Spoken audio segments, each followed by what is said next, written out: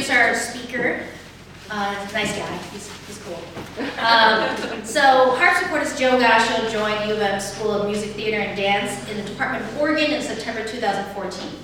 He enjoys a multifaceted musical career as a solo and collaborative keyboardist, conductor, teacher, recording producer. His featured transcriptions of Bach, Handel, and Charpentier were recorded and were praised in the American Record Guide.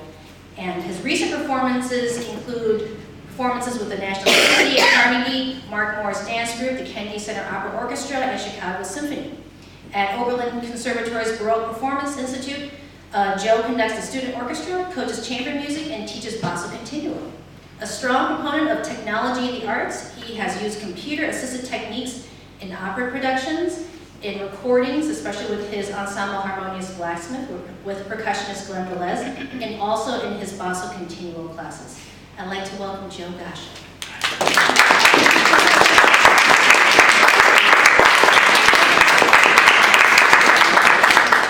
Thank you for that lovely introduction.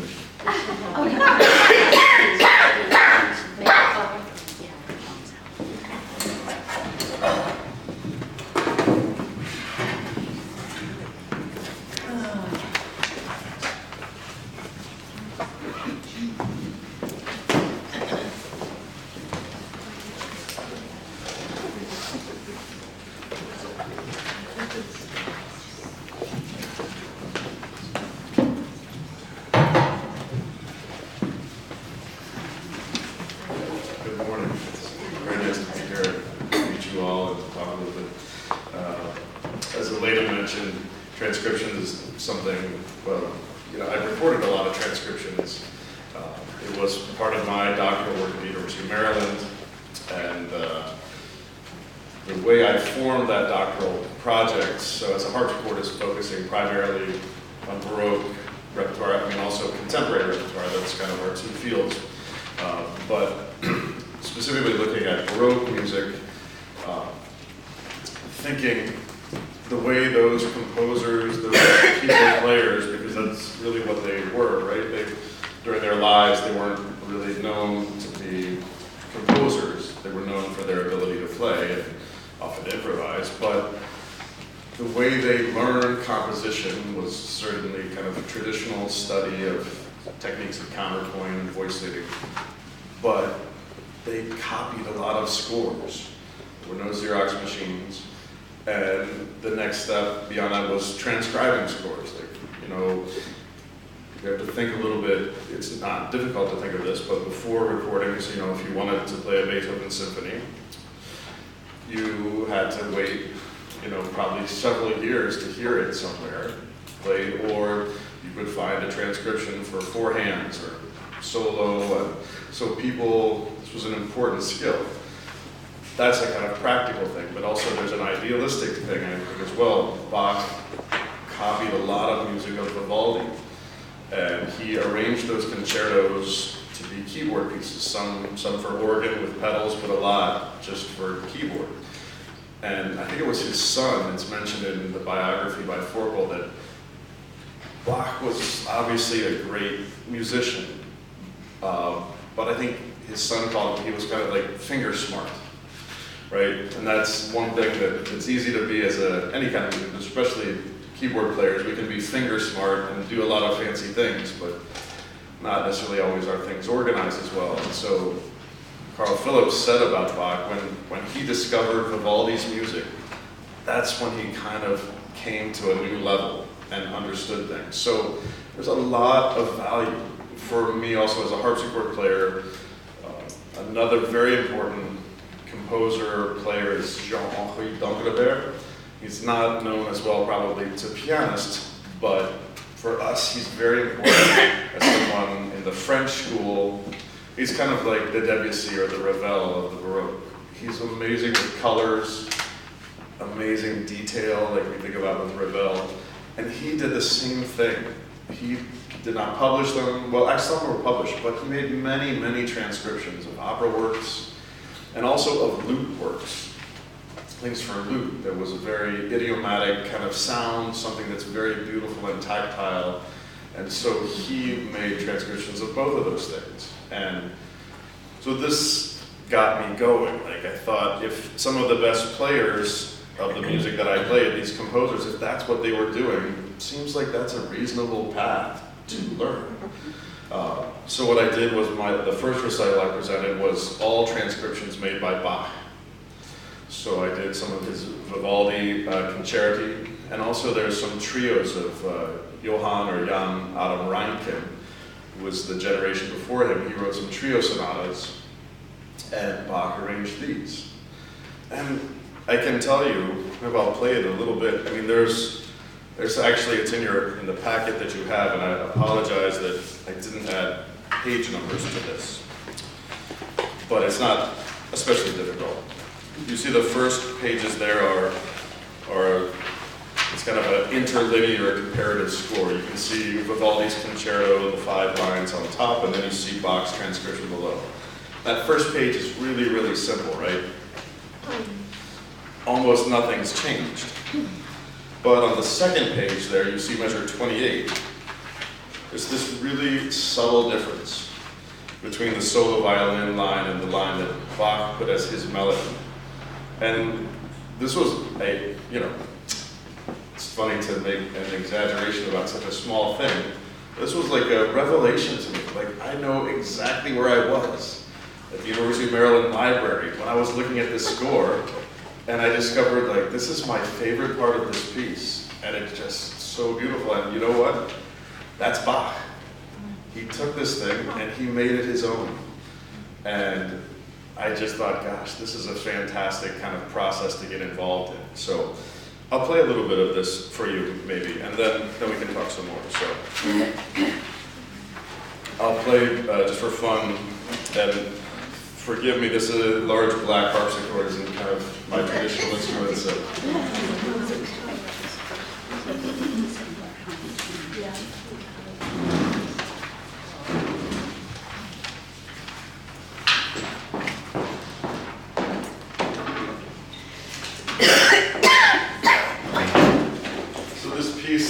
You don't have the whole score, but like a concerto starts with an orchestral introduction that Bach just does very simply. And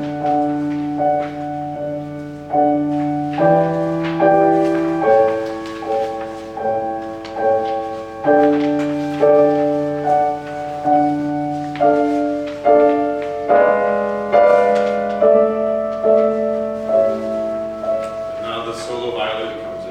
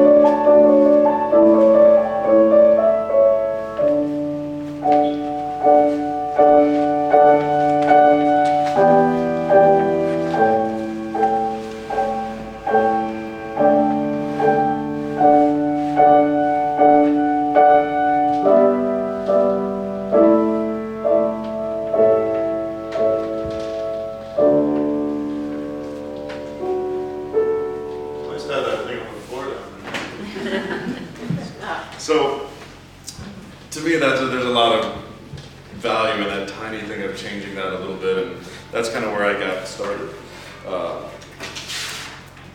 I feel when I started on this project, well, I should finish up that loop there. So my first recital was Bach, my second recital was D'Angleterre, and then my third recital was all my own transcriptions. So I did the Bach cello suite, I did guitar pieces, I did an opera of Charpentier. I tried to do things where you can imagine the transcription process. If you do a Bach cello suite, you add notes.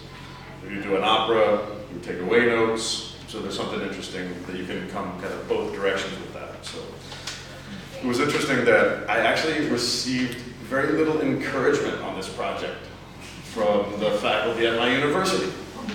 In fact, they were against it. They're like, why would you want to do that? Especially with Bach, they're like, you know, it's so perfect as it is. Why would you want to do that? You know, and even at Michigan, there's some of my colleagues that think transcriptions just are valueless, and they're kind of hacking things. Like, why would you do that?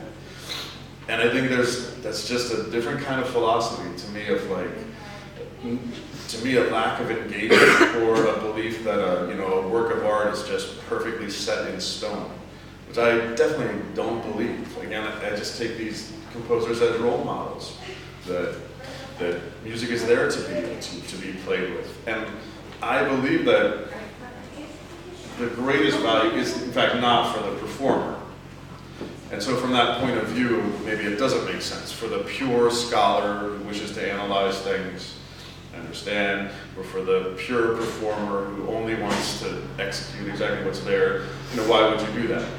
But I think for a kind of larger purpose of engagement with music making, this process is really invaluable. You can see two great composers, and why did in this process, you can kind of see the thought process. Like, you decided to use that note and not that one. And he added or she added this note or that note. A way to kind of control the variables and see and really understand kind of the inside of the music. So I find it, for the person doing the transcription, probably the most valuable. It also taught me so much about my instrument. What is the harpsichord good at doing? Because in my transcription, I want it to sound good, right? So there's certain things that my instrument or your instrument, the piano, is very good at. You're going to do that. And if there are things that it's not good at doing, let's not use that in our transcription. So I think it teaches that kind of engagement. And I think for your students, and that's kind of the title of this lecture, right, is how is this a pedagogical tool? And I'm already kind of headed down that path of how it was for me in a pedagogy of choosing Bach as my teacher in a certain way, and then teaching myself also in another way, just through this exploration.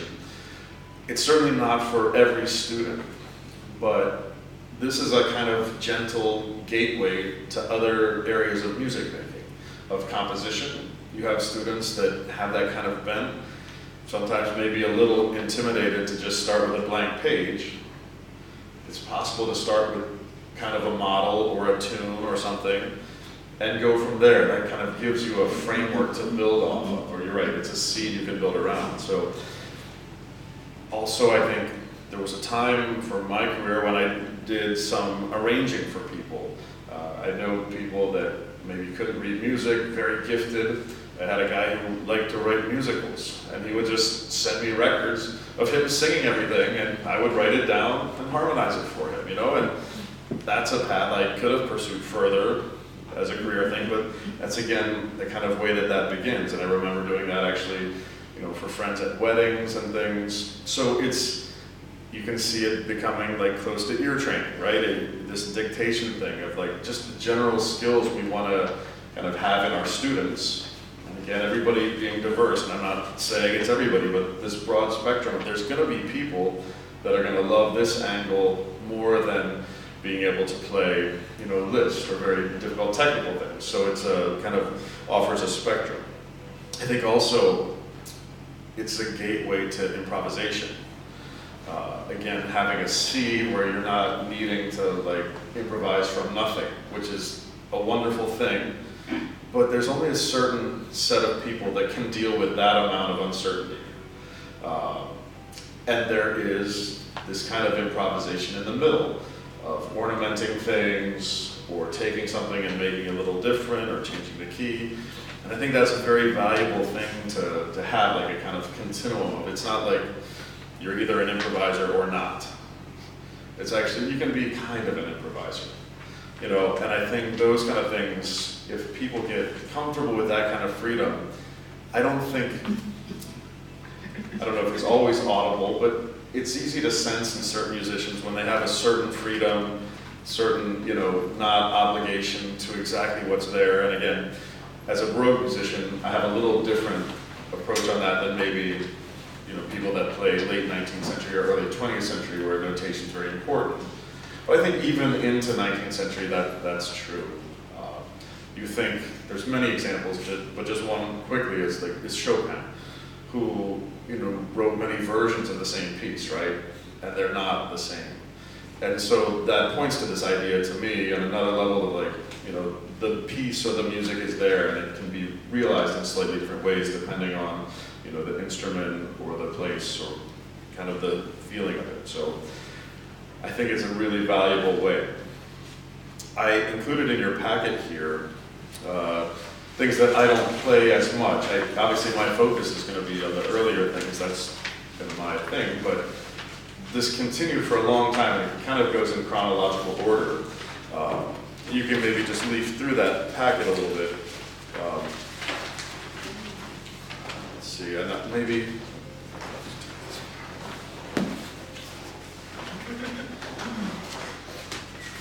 So we start here with the Vivaldi pieces that I just played a little